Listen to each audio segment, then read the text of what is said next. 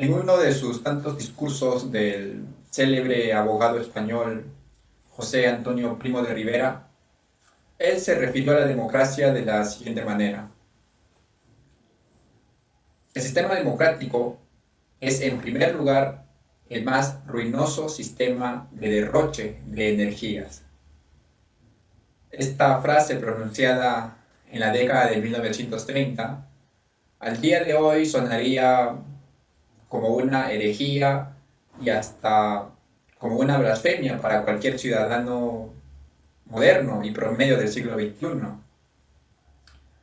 Y es que, sin darnos cuenta, hemos calcado ciegamente el discurso propagandístico y mediático de ciertos sectores que han sacralizado y hasta divinizado la democracia. Nos han dicho que la democracia es un sistema perfecto, que es infalible, inequívoco. Hemos convertido la democracia en el dogma central de la sociedad occidental del siglo XXI. Es precisamente que en esta presentación haré una breve crítica hacia el sistema democrático, liberal y moderno que lamentablemente impera en la sociedad occidental de nuestros días. Es curioso que aquí en Occidente nos enseñan, Occidente se caracteriza por ser democrática, haciendo una comparación con los regímenes comunistas de la segunda mitad del siglo XX. Pero hay que mencionar que estos regímenes comunistas, como la extinta Unión Soviética y la extinta República Democrática de Alemania, también se siguen llamar democráticos. Actualmente la República Popular China y la República Popular Democrática de Corea, que es el régimen comunista de Kim Jong-un, también se hacen llamar democráticos. Así que resulta curioso. Todo el mundo quiere ser democrático, todos los líderes políticos se jactan, parece, de ser democráticos, como si la democracia fuese una virtud desde tiempos remotos. Nos enseñan constantemente que la democracia es un valor positivo que surgió en la Atenas antigua. Sin embargo, esta premisa de que la democracia moderna tiene sus orígenes en la antigua Atenas es una premisa con verdad a medias. La democracia moderna de hoy en día nada tiene que ver con la democracia clásica del siglo V a.C. en Atenas con el gran Pericles. Como decía el filósofo español Gustavo Bueno, la democracia ateniense se caracterizaba más por ser en realidad una aristocracia, si es que lo vemos con una óptica moderna. Recordemos que en la antigua Atenas, como en cualquier sociedad antigua, era una sociedad esclavista y patriarcal. Ni los esclavos ni las mujeres participaban en sus elecciones democráticas, y mucho menos los extranjeros y personas que no cumplían con ciertas capacidades, ya sea analfabetos o vagabundos, no participaban en sus eventos democráticos.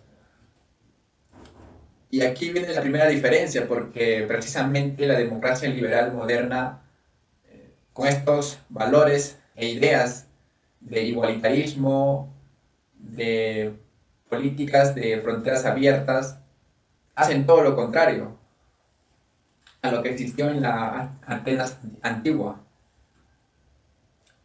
Es muy curioso, porque todo aquel que se opone a estas ideas modernas simplemente o es tachado como lo peor de lo peor o hasta es censurado.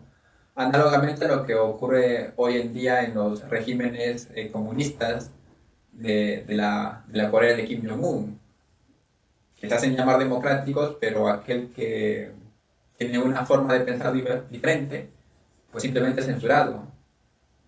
saliéndonos ya de este análisis comparativo entre la democracia, de los distintos tipos de democracia que han existido a lo largo de la historia, quiero comenzar citando a tres genios, tres filósofos de la antigua Grecia, refiriéndome a Sócrates, Platón, Aristóteles, tres grandes hombres que al día de hoy son muy estudiados en Occidente, pero que sin embargo no se le ha estudiado completo o hay ciertas referencias que de ellos no se comenta hoy en día, porque probablemente atentaría contra los valores modernos.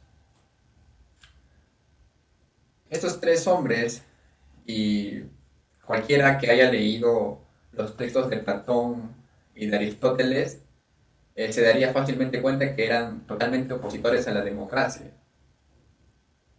Platón nos cuenta en su famoso libro La República de una anécdota de Sócrates con un tal Adimanto, y nos hace la metáfora del barco y el capitán para hacer una comparación en quién realmente debería gobernar un estado. Nos dice, si nos encontráramos en una nave con un tiempo muy adverso, tormentas, ¿quién debería tomar el mando de la nave? Tenemos como opción primera un hombre fuerte, con conocimientos de náutica, experimentado en manejar naves, o tenemos a cualquier persona que es del agrado de la mayoría de la tripulación. ¿A quién deberíamos escoger o quién debería manejar el barco? Pues lógicamente el hombre más capacitado.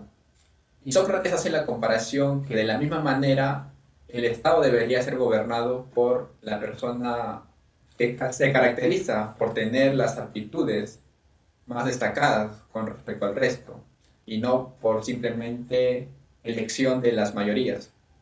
Por último, quería citar el famoso libro de Aristóteles, La Política, en la que, bueno, cualquier estudiante de Derecho o cualquiera que conoce de este libro y lo haya leído, podemos sacar una conclusión muy contundentemente contraria al concepto de democracia que se tiene hoy en día.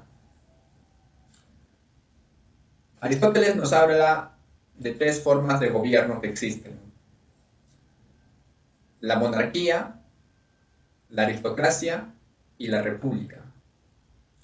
Estas tres formas de gobierno son prácticamente para Aristóteles virtudes. La monarquía, el gobierno de uno solo; la aristocracia, el gobierno de unos pocos; y la república, el gobierno de las mayorías. Estas tres formas de gobierno pueden sufrir degeneración si es que se corrompen. Aristóteles nos dice, si la monarquía se corrompe, deja de ser monarquía, se convierte en tiranía. Si la aristocracia se corrompe, deja de ser aristocracia, se convierte en oligarquía. Y si la república se corrompe, pues se convierte en democracia. Basta darnos cuenta que Aristóteles percibe la democracia como algo negativo, como la corrupción de la república. El poeta español Francisco de Quevedo decía, pues la verdad es amarga, quiero echarla de la boca. Y si hoy en día preguntáramos a Aristóteles qué entiende por democracia, pues simplemente nos diría que la democracia es la desviación degeneradora de la república.